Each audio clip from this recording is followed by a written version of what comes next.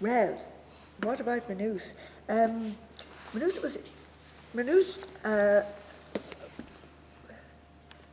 was managing to survive in the 1840s. It was surviving on £8,928 that it got annually from the government in London. It had to ask for it every year. And this is a surviving annual request. The parchment scroll they would have to send across, asking for the sum of money, signed by all the trustees. And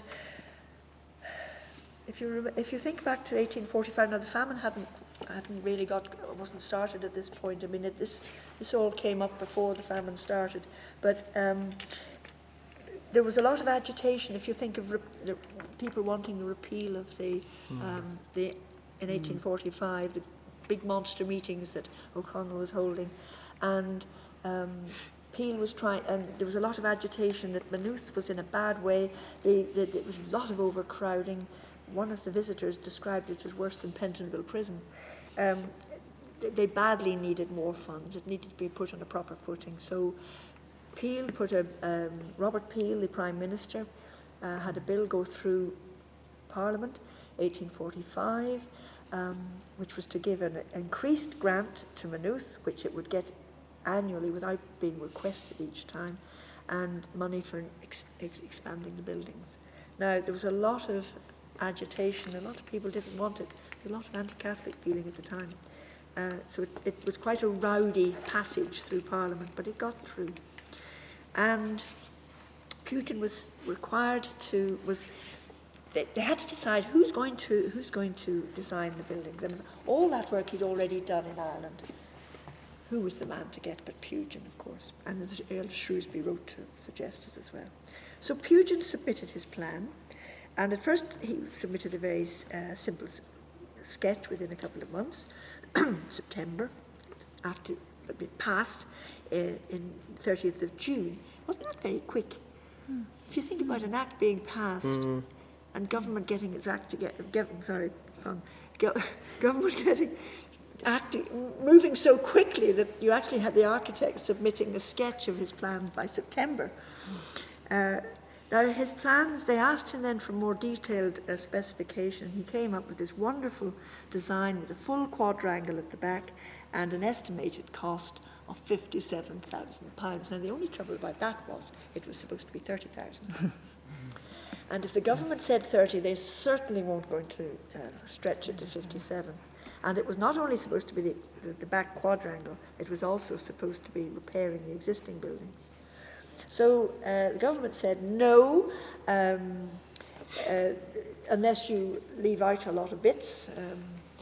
So they suggested leaving out the whole of the side with the chapel and the Aula Maxima, the fourth side, and shortening it, leaving out all the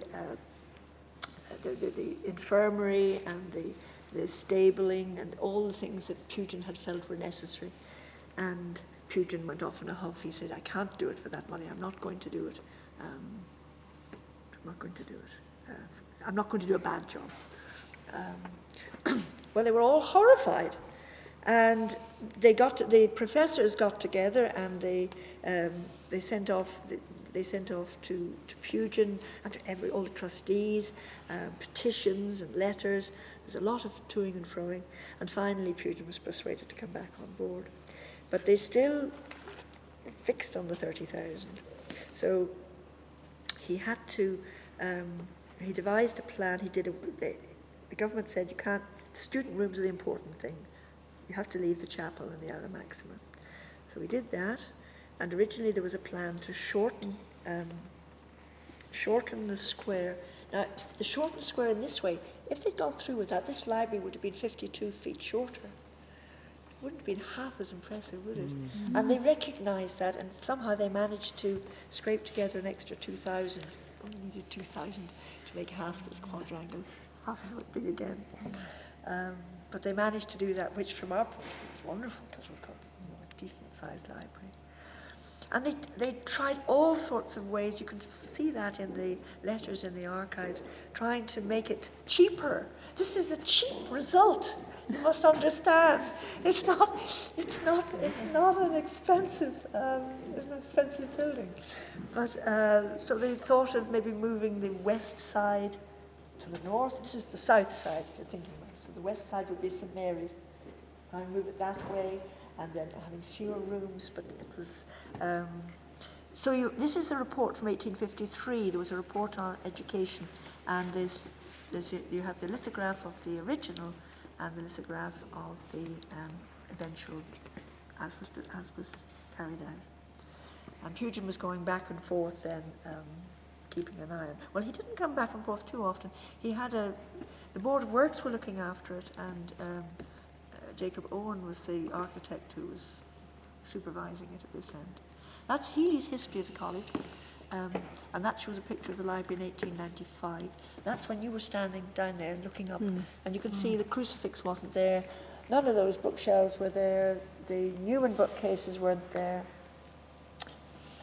So they have, and of course the lower bookcases on either side weren't there either, just the taller ones, which were taller still in those days. It's supposed to feel like Cinderella.